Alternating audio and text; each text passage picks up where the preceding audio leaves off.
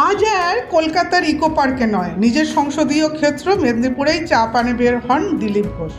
সেখানে সাংবাদিকদের মুখোমুখি হয়ে নানান বিষয়ে কথা বলেন বিজেপি সাংসদ। মমতা ব্যানার্জি খালি বলেন টাকা নেই টাকা নেই, উনি জানেনই না পশ্চিমবাংলায় কত টাকা লুকিয়ে আছে, কলকাতার বুকে লুকিয়ে আছে, তাদের নিজেদের পার্টির লোকেদের কাছে টাকা লুকিয়ে আছে। আর সেটা কেন্দ্র সরকার জেনে গেছে কোথায় কত টাকা আছে, ইডি সিবিআই জেনে গেছে। তাই যেখান সেখান থেকে টাকা বেরোচ্ছে। এই যে লুট চলেছে পশ্চিমবাংলায় গত 12 বছর ধরে, যত অনৈতিক কাজ, যত বেনিয়ম, সব কলকাতায়। আমি জানি না কী করে চলতে পারে বছরের পর বছর। কেন সিআইডি দেখতে পায় না? বিজেপি কী করছে, কোথায় সিআইডি দেখতে পায়, পুলিশ দেখতে পায়, আর এই ধরনের দুর্নীতি দেখতে পায় না কেন? তো সেই সমস্ত পরিষ্কৃত হচ্ছে, আরও বেরোবে। নরেন্দ্র মোদী যে কাজ করেছেন তাকে আবার প্রধানমন্ত্রী করতে হবে আরেকবার মোদী সরকার, তো তার কাজের প্রচারই তার কথা বলবে, তার কাজই মোদির কথা বলবে। সেটা আমরা লোকের কাছে পৌঁছে দেওয়ার জন্য যত রকম সম্ভব মাধ্যমকে নেব, তার মধ্যে বই, পত্রপত্রিকা, লিফলেট সবই বানিয়ে লোকের কাছে নিয়ে যাবো। অলরেডি গ্যাসের দাম বা পেট্রোল ডিজেলের দাম কমবে, সবাই আশা করছেন, কমবেও বটে। কিন্তু বিশ্ববাজারে যখন যুদ্ধ হয়েছে, দাম বেড়েছে, তখন বেড়েছিল, এখন দাম কমতে আরম্ভ করেছে। সাধারণ মানুষ তার লাভ পাক, সেটা সরকারও চেষ্টা করবে।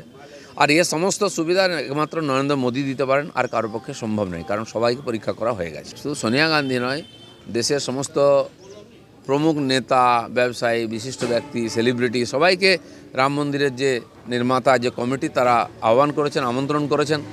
তো এই যে বিরাট উৎসব চলছে, নতুন ভারতের প্রতিষ্ঠার দিন, সবার আসা উচিত। তাহলে লোক ভাববে যে আমাদের ভারতের সঙ্গে নাই। তো সেই জন্য সবাই আসুন, সেই উৎসবে অংশগ্রহণ করুন। রামচন্দ্র কারো একার নয়, সবার। আর লোকে ভাবছে এটা বোধহয় বিজেপির, এটা বিজেপির নয়। সাধু সন্তরা, বিশিষ্ট ব্যক্তিরা এই আন্দোলনে প্রায় 496 বছর ধরে এই আন্দোলন চলেছে, আর তার ফলে রামের প্রত্যাবর্তন হচ্ছে। সেই উৎসবে সবার অংশগ্রহণ করা উচিত না। যারা আদানির বিরুদ্ধে এত চক্রান্ত করছিলেন, তার জন্য কারো সদস্য পদও চলে গেল, তারাই নিজের রাজ্যে ডেকে নিয়ে আসেন। কংগ্রেস রাজস্থানে বা ছত্তিশগড়ে থাকাকালীন ক্ষমতায় নিয়ে গিয়ে তাদেরকে প্রজেক্ট করিয়েছে। পশ্চিমবাংলায় এখানে পোর্ট তৈরি করার জন্য মমতা ব্যানার্জি বারবার তাকে ডেকেছেন। এখানে যে সামিট হয় সেখানে ডেকেছেন। আজ শারদ পাওয়ার তার সঙ্গে কথা বলছেন। অত এরাই পার্লামেন্টের মধ্যে আদানি বলে পার্লামেন্ট বন্ধ করেছেন, মোদিকে গালাগালি দিয়েছেন, তার জন্য সাসপেন্ড হয়ে গেছেন। এই ধরনের যে দ্বিচারিতা চলছে, এটা সাধারণ মানুষ দেখে নিচ্ছে এখন। আদানি যদি বড় ব্যবসায়ী হন, বিশ্বের নাম কামান, ভারতবর্ষের বাইরে বড় বড় প্রজেক্ট চালান, তো টাকা তো ভারতে আসবে। তিনি যদি ব্যবসা বাড়ান, তাহলে এখানকার লোকের চাকরি পাবে, আমাদের ইকোনমি উন্নত হবে। সেটা না করে এরা তার নামে দেশের বিরোধিতা করছেন, মোদির বিরোধিতা করছেন। গত বছরও পশ্চিমবাংলায় খুব যারা হওয়া উঠেছিল, দিদি পিএম হবেন, মোদি হটাও দেশ বাঁচাও, বড় সভা হয়েছিল। তো যারা করেছিল সেই পার্টি, তার নেত্রী মমতা ব্যানার্জির কী অবস্থা আজকে? পুরো পার্টি দুর্নীতিতে ছেয়ে গেছে, নেতারা জেলে যাচ্ছেন। তার গত বছরই 12টা সিট কম হয়েছিল। তো নীতিশবাবুর পায়ের তলায় মাটি নেই, বিহারের লোক তাকে চায় না, তাকে সভা করতে বেনারস যেতে হচ্ছে। তিনি প্রধানমন্ত্রী হবেন, ঠিক আছে, তার লোকেরা স্বপ্ন দেখছে।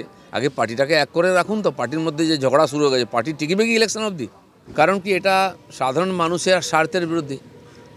এই খড়গপুর শহর ধীরে ধীরে একটা ভাঙা ধ্বংসস্তূপে পরিণত হয়ে আছে। রাস্তাঘাট সারাই হয় না, জলের ব্যবস্থা নেই, বিদ্যুতের ব্যবস্থা নেই, সাফ সাফাই হয় না, তারপর আবার ট্যাক্স লাগাচ্ছেন।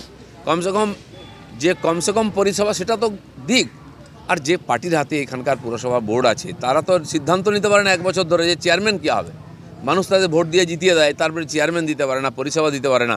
আর এই ধরনের জনবিরোধী যদি তারা সিদ্ধান্ত নেয়, সবাই বিরোধিতা করো, আমরাও তার বিরুদ্ধে আছি। 4 তারিখ আমরা বিক্ষোভ দেখাবো। এখন তারা পিছনে সরে যাচ্ছেন কেন? এই ধরনের করছেন। লুটপাট বন্ধ করুন, পার্টির লোকেরা খেয়ে নিচ্ছে, তো মিউনিসিপ্যালিটির হাতে টাকা আসবে কী করে? তাই মানুষের উপরে কর চাপাচ্ছেন, এটা খুবই জনবিরোধী।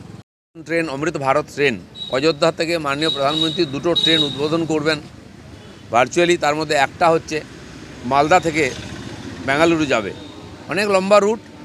তো আমাদের আনন্দের কথা, আমাদের খড়গপুর ডিভিশনে 6টা স্টেশনে সে ট্রেন থামবে। 11টায় শুরু হচ্ছে আজকে, এরপরে 10:30টায়, 9:30টায় বা 10টায় খুলবে ওখান থেকে।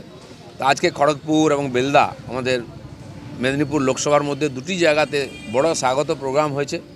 বেলদার মানুষ অনেক দিন ধরে চাইছিলেন যে ওখানে এক্সপ্রেস ট্রেনের স্টপেজ। আমিও একাধিকবার চিঠি লিখেছি। কিছু টেকনিক্যাল কারণ আছে, দাঁতনে থামে, তো বেলদায় 20 কিলোমিটার মধ্যে থামতে পারছে না ট্রেন।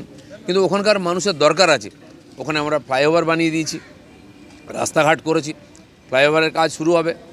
ট্রেনের দরকার ছিল। এরকম একটা নতুন টেকনোলজি যে 130 কিলোমিটার স্পিডে চলবে, সেই ট্রেনের স্টপেজ বেলদা পাচ্ছে, এটা আমাদের কাছে খুব গর্বের, বেলদার মানুষের কাছে খুবই আনন্দের কথা। আমি নিজে আজকে বেলদায় থাকবো সেই ট্রেনটা স্বাগত করার জন্য। সবাইকে আমি এর জন্য অভিনন্দন জানাই। ব্যুরো রিপোর্ট, সূত্রকার সংবাদ।